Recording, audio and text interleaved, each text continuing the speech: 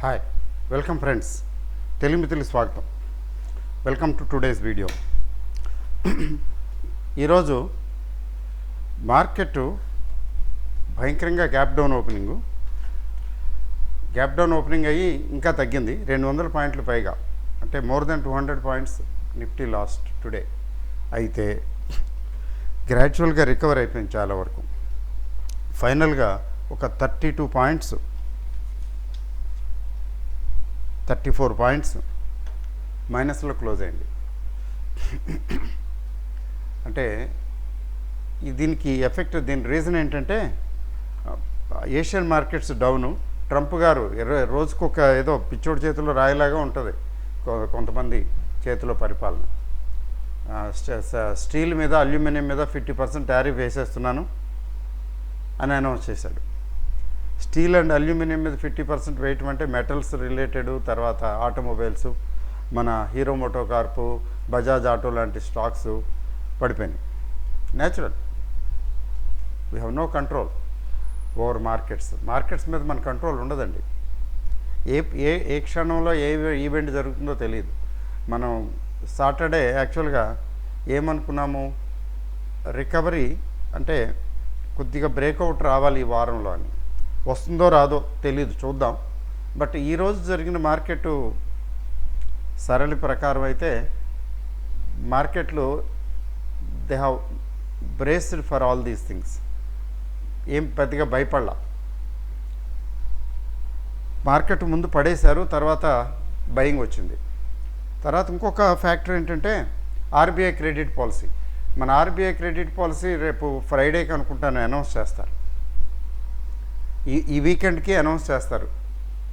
Weekend అంటే Friday announce చేస్తారు. Market ఏంటంటే గ్యారంటీగా ఇంట్రెస్ట్ రేట్ తగ్గుతుంది అనేది ఎవ్రీబడీస్ ఎక్స్పెక్టేషను. అది అలా కాకుండా ఇంకోలా జరిగే అవకాశాలు చాలా తక్కువ. 90% ప్రాబిలిటీ ఏంటంటే ఇంట్రెస్ట్ రేట్లు తగ్గిస్తారు. అయితే 0.25% కాకుండా 0.5% కూడా తగ్గించవచ్చని ఎవరో ఊహాగానాలు. 0.5% కన్నా తగ్గితే మార్కెట్లు కొంచెం బాగా పాజిటివ్గా రియాక్ట్ అయ్యే అవకాశం ఉంది. ఎందుకంటే తగ్గుతున్నది కదా మార్కెట్, కొద్ది కొద్దిగా తగ్గిస్తున్నారు కదా. అలా కాకుండా 0.25 అయితే ఎలా ఉంటుంది అది కూడా చూడాలి. బట్ ఎఫ్ఐఎస్ మాత్రం రిలెంట్లెస్గా ఉన్నారు అని చెప్పాలి. ఎందుకంటే లాస్ట్ ఫ్రైడే చూడండి, ఒక 6,000 కోట్ల పైచులకు అమ్మేశారు. ఏం కాదు, డిఐఎస్ చాలా గట్టిగా కొనేశారు. అందువల్ల దాని ఇంపాక్ట్ వాళ్ళు అమ్మటం వల్ల వచ్చేటటువంటి బ్యాడ్ ఇంపాక్ట్ ఏమీ మార్కెట్ మీద పడటం లేదు. ఎందుకంటే we're buying, they are selling, let them sell and we're buying and we have funds. తర్వాత ఏంటంటే ఏప్రిల్ మే జూన్ నెలల్లో జనరల్గా మార్కెట్లు పెద్దగా పడవు. జనరల్గా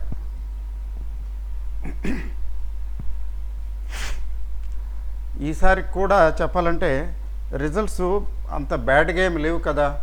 మాన్సూన్ ఒకటి ప్రెడిక్టబుల్గా ఉంది, అంటే మాన్సూన్ ఒకటి బాగుంటుందనే ప్రెడిక్షన్ వచ్చేసింది. వీటన్నిటి దృష్ట్యా ఏంటంటే మార్కెట్లు భయపడటం లేదు. అందువల్ల 25,000 25,500 లెవెల్స్ కన్ఫర్మ్గా కనపడుతున్నాయి. But how much time it takes we have to see. Maybe second week of June or third week of జూన్కి వచ్చేటప్పటికి ఇది 25,000 క్రాస్ అయిపోయి 25-26 లెవెల్కి వెళ్ళొచ్చు. అవకాశాలు ఎక్కువ ఉన్నాయి. మళ్ళీ మధ్యలో చికాకులు రావచ్చులేండి. ఇప్పుడు ఈరోజు ట్రంప్ గారు సడన్గా ఏదో చేసేశారు. అట్లా ఇంటర్వీనింగ్ ఈవెంట్స్ ఏమైనా అనుకోని సంఘటనలు జరిగితే మాత్రం మన ప్రెడిక్షన్స్ పోతాయి, పనిచేయవు. అట్లాంటివి ఏమీ లేకపోతే, జరగకపోతే మాత్రం ఏమిటి ఎక్స్పెక్టేషన్ అంటే, yes, markets are likely to recover. ఈ నెలలోనే ఈ జూన్లోనే 25,000 క్రాస్ అయిపోయి breakout, Nifty may have a breakout and it may go beyond 25,000. It may not take time or it may not take much time. Okay, తర్వాత మరి bank interest రేట్లు అదొక coming attraction. Bank interest rate అనేది coming attraction. దాని దృష్ట్యా ఏంటంటే గ్లోబల్గా వచ్చే సిచ్యువేషన్స్ని ఈజీగా మనం ఓవర్కమ్ చేయగలుగుతున్నాం. తర్వాత మీరు సాటర్డే వీడియో చూసే ఉంటారు బహుశా, చూడకపోతే చూడండి.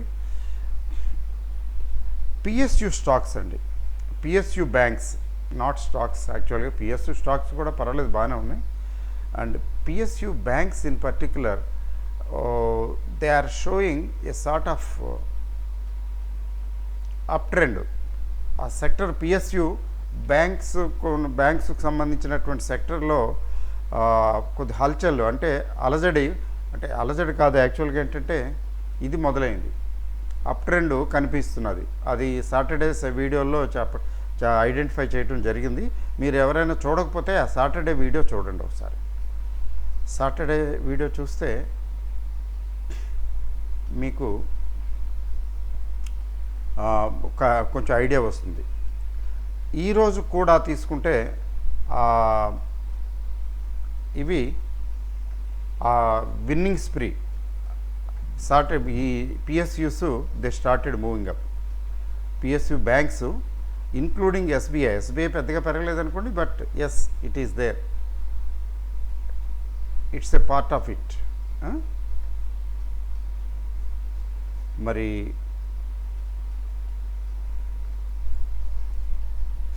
ప్రైవేట్ బ్యాంక్స్ కూడా బాగానే ఉన్నాయి. యాక్చువల్ చెప్పాలంటే ఎస్ బ్యాంక్ తీసుకోండి, ఎస్ బ్యాంకు, తర్వాత సౌత్ ఇండియన్ బ్యాంకు, ఇవి కూడా పికప్ అవుతున్నాయి. అంటే దాని అర్థం ఏంటంటే yes there is some movement. Sectoral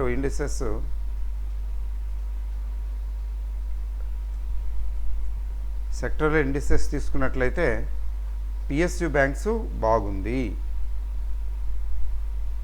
ఏమండి. మరి వాట్ అబౌట్ అదర్స్? ఇప్పుడు బ్యాంక్ సెక్టర్, బ్యాంక్ తీసుకోండి, బ్యాంక్ నిఫ్టీ ఎక్కడుంది? నిఫ్టీ 24,714 ఆ రేంజ్లో ఉంది. బ్యాంక్ నిఫ్టీ అయితే ఆల్రెడీ 56, అంటే ఆల్ టైమ్ హైకి చేరువుగా ఉంది. 56,100 ప్లస్ దగ్గర ఉంది. ఎట్లా అంటే 175, 24,716 ఇక్కడ ఉంది. అంటే చూడండి, బ్యాంక్ నిఫ్టీ ఈరోజు పెరిగింది. నిఫ్టీ కొద్దిగా తగ్గింది, 34 పాయింట్స్. అంటే అర్థం ఏంటంటే bank stocks are doing well. Okay అండి. Why bank stocks are doing well అంటే because there is an expectation, positive expectation that they will pick up అని.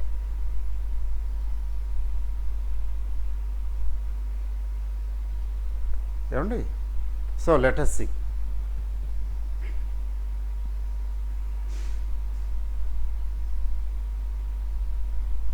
ఈరోజు bank Nifty, so PSU banks తాలూకు స్టాక్స్ దగ్గర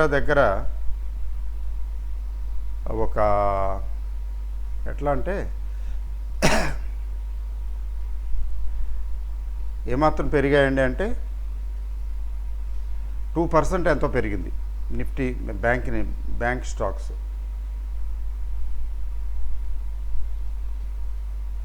ఓకే, 2%లో మీకు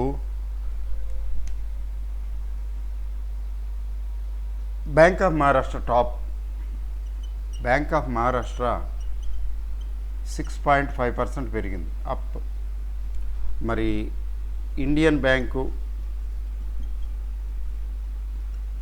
ఐఓబి, తర్వాత bank of India కాదు, union bank of India. ఇదే కదా ఆంధ్ర బ్యాంకుని తీసుకెళ్ళిపోయింది, మన ఆంధ్ర బ్యాంకుని. Indian bank bad luck. Andhra Pradesh పేరు, ఆ ఎంటిటీ పోయింది ఫైనల్గా ఆ బ్యాంక్తో పాటే. 4.81, యూనియన్ బ్యాంక్ 4.35, అండ్ ఐఓబి 5.57. చూడండి. అంటే దిస్ టాక్స్ అంటే మిగిలినవి ఏం పెరగలేదంటే కెనరా బ్యాంక్ అవి ఇవన్నీ పెరిగాయండి. కెనరా బ్యాంక్ పెరిగింది,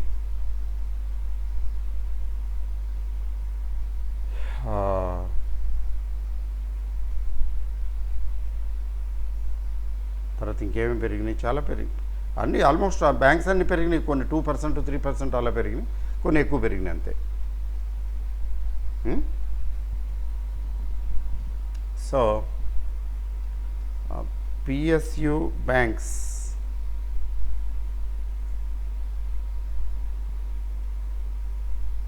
పంజాబ్ సింధ్ బ్యాంక్ ఇవన్నీ తీసుకుంటే ఇవన్నీ పెరిగాయండి. Bank of Baroda, Punjab national bank, very good.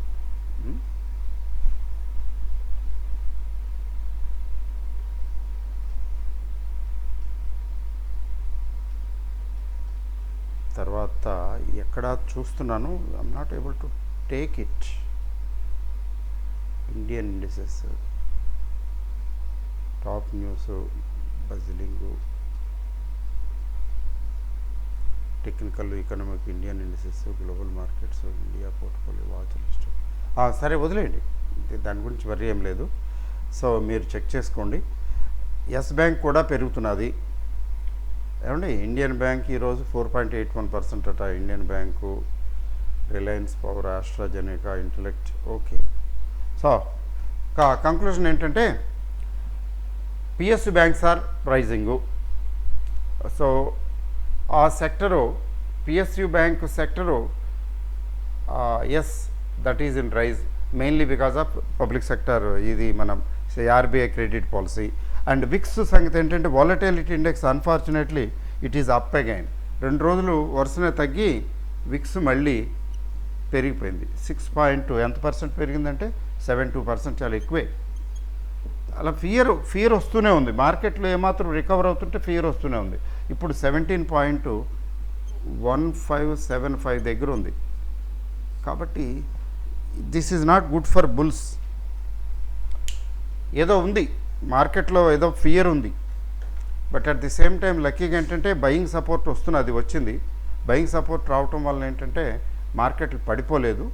But అంత స్ట్రాంగ్గా చెప్పడానికి ఓకే బ్రహ్మాండం బాగుంది, ఇంకేముంది, ఇంకా అంతకనే ఏం కావాలి, ఇంకా బాగుంటుంది అని చెప్పడానికి అయితే లేదు. మార్కెట్లో ఆ ఇష్యూ ఉంది ఏమండి, అది విషయం. తర్వాత వాట్ అబౌట్ అదర్ ఏరియాస్ అంటే డిఫెన్స్ స్టాక్స్లో కొంచెం ఆగింది. ముఖ్యంగా మీరు చూస్తే గమనిస్తే మ్యాజ్గాన్ డాకు ఈ స్టాక్స్ చూడండి.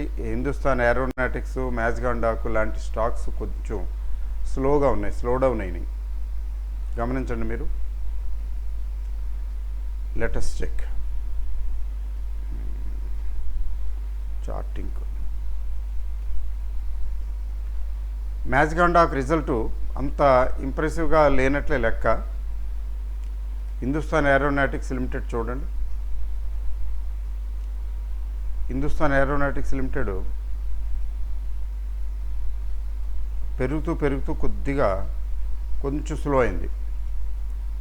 బట్ ఏంటంటే ఎస్ ఈ స్టాక్స్ కొంచెం బాగానే ఉన్నాయి, ఎవర్ గ్రీన్ హీరో లాగా. చూడండి ఒకసారి హిందుస్థాన్ ఏరోనాటిక్స్,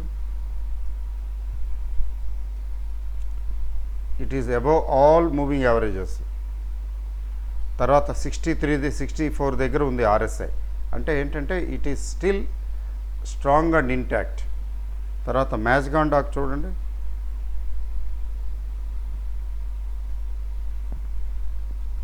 మ్యాజ్గాన్ డాకు రిజల్ట్ ఇంప్రెసివ్గా లేదు అని.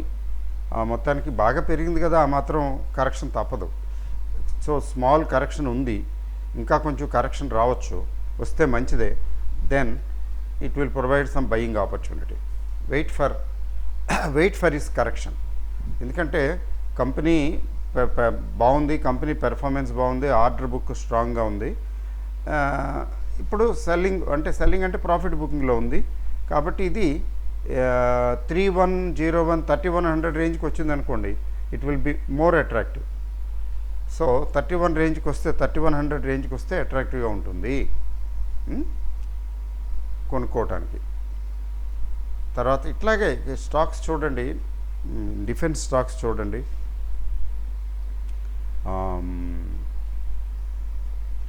డిఫెన్స్ ఇంకా ఎంటార్ చూడండి, చిన్నది Hyderabad based company Ntorq technologies. ఇది రెగ్యులర్గా కొంచెం పికప్ అవుతున్నది. చూసారా, కొద్దిగా పికప్ అవుతున్నది అంటే అర్థం ఏంటంటే ఎస్, దీని పెర్ఫార్మెన్స్ మీద దేర్ ఈజ్ సమ్ అక్యుములేషన్.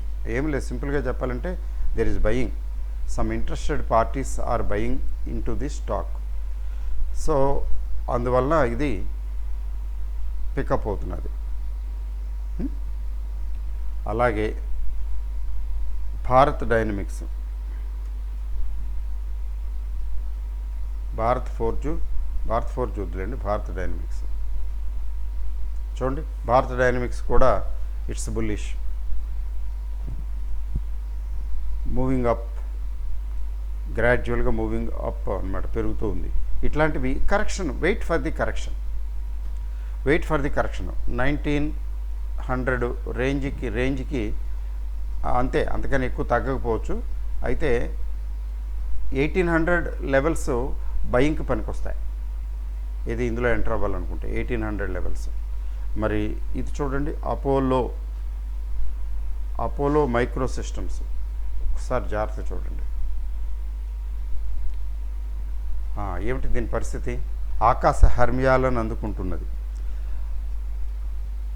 ఆ ఊరి మేడలు ఆకాశమని అంటుతున్నవి అంటే చిన్నప్పుడు నేర్పించేవాళ్ళు. యమక కాదు, అతిశయోక్త అలంకారం. అతిశయోక్తి అలంకారం అంటే ఆ ఊరు మేడలు ఆకాశమని అంటుతున్నవి అని అతిశయోక్తిగా చెప్పడం. ఇది what ever be good with this company, ఇది అతిశయోక్తి అలంకారం లాగానే వెళుతున్నది. 52 వీక్ హై ఉంటుంది కదా, 52 వీక్ హై అంటే ఇయర్లీ హైని క్రాస్ చేసేసింది. ఆ తర్వాత కూడా మళ్ళీ పెరుగుతున్నది అంటే స్వింగు.